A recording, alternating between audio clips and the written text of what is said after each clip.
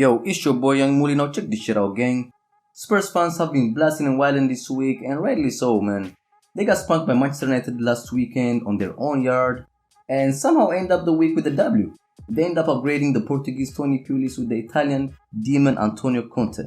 Now, at the moment, man, Manchester United fans are jealous about this shit, and I understand them, man. Even though Manchester United grabbed a W on the weekend, it still feels like they caught an L. But having said that though, fuck that, we ain't gonna talk about United today. And today, Antonio Conte managed to get his visa and he's going to take charge of his first game as Tottenham manager. Now, Conte said upon his arrival, the fans deserve to have a competitive team with a will to fight. I'll do everything to deserve their support. Tottenham is an important club in England and around the world. The stadium, the training ground are wonderful. The club and Daniel Levy wanted me strongly and I appreciate that shit. This is a good opportunity, an honor to accept and become the manager. I've seen the training ground and I want to start the work immediately. These situations push you and increase the desire to do something important for the motherfucking fans. Now, whether we fuck with Conte or not, ain't no denying he's easily top 5 managers in the world. And many would argue actually he's comfortably top 3. But that's up to debate, you feel me? For y'all who don't know, Conte has been successful in every club he's been at, from the trenches of Arezzo to Bari, Siena. Y'all already know what he did at Juventus. As the national team coach of Italy, he built a foundation that helped Italy get back to where they are at the moment. In Chelsea in his first season, he outplayed and outsmarted Pep and Klopp, and with Inter Milan, he won the title with Manchester United rejects, mandem such as Ashley Young, Darmian and Sanchez, and in the process, he turned Lukaku from looking the Belgian fridge to a hybrid of Samuel Eto'o and George Weah, man. The only stain I can think of in Antonio Conte's career was with Atlanta back in 2009, where he had a lot of problems with the fans and he ended up resigning.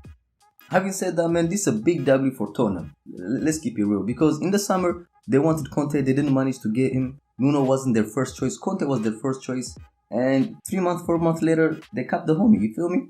Now, it's not a big surprise that Tottenham have struggled against the rest of the Premier League Big Six of late, but with the appointment of Antonio Conte as manager, maybe things will change. If you look at results since the beginning of 2021, Spurs come bottom of the Big Six mini league, games between Arsenal, Manchester United, Manchester City, Chelsea and Liverpool.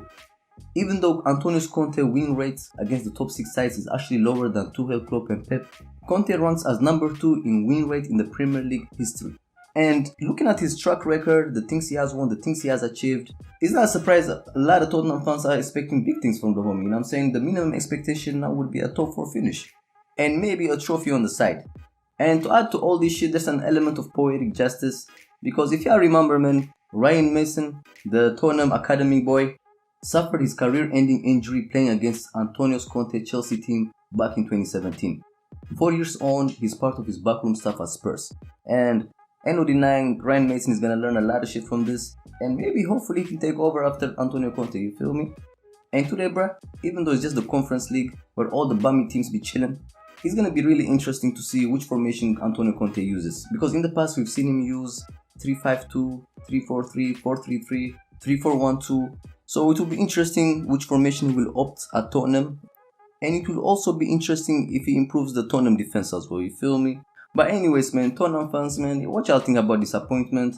Because I've seen Antonio Conte win the Premier League with Victor Moses and motherfucking Marcos Alonso as wingbacks. And he won the Serie A with mandem like Darmian, Ashley Young, and motherfucking Sanchez, man.